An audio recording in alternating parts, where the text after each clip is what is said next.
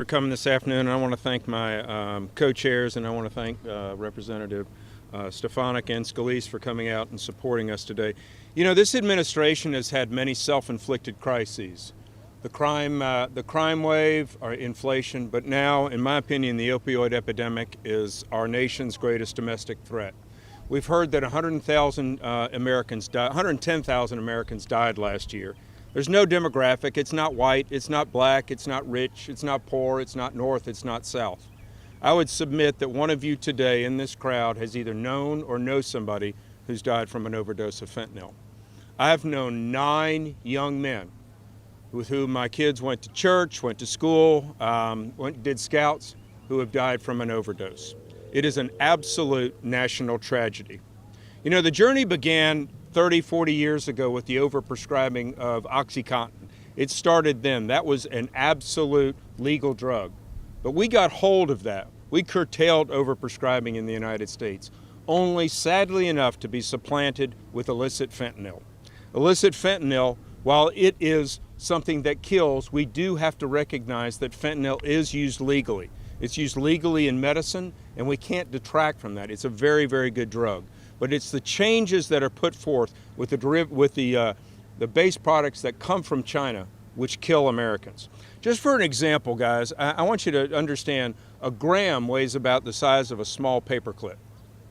So 2 milligrams, 2/1000th of a gram, is a lethal dose of fentanyl.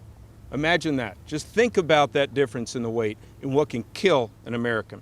The DEA noted that they seized over 400 million doses last year.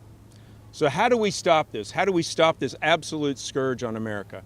China has declared war on the United States. China is killing Americans on the street today. And the fact that they are complicit with this is not deniable. Precursors are coming from China.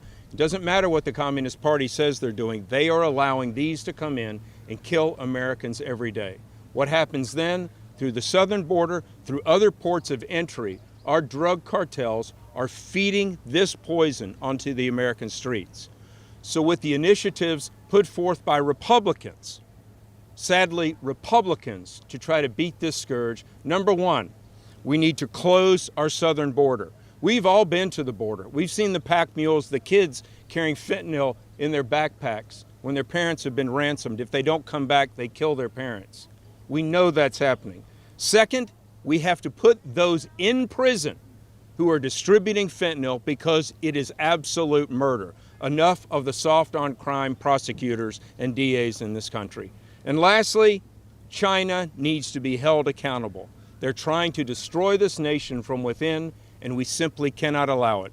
I'm thankful for my Republican colleagues for standing behind the initiatives and legislation that we're putting forth to hold these 3 groups accountable so that we can end the scourge on this country. Thank you, and I guess we'll yield back for questions, as it were, or how we want to do it, guys. Did you want to say something?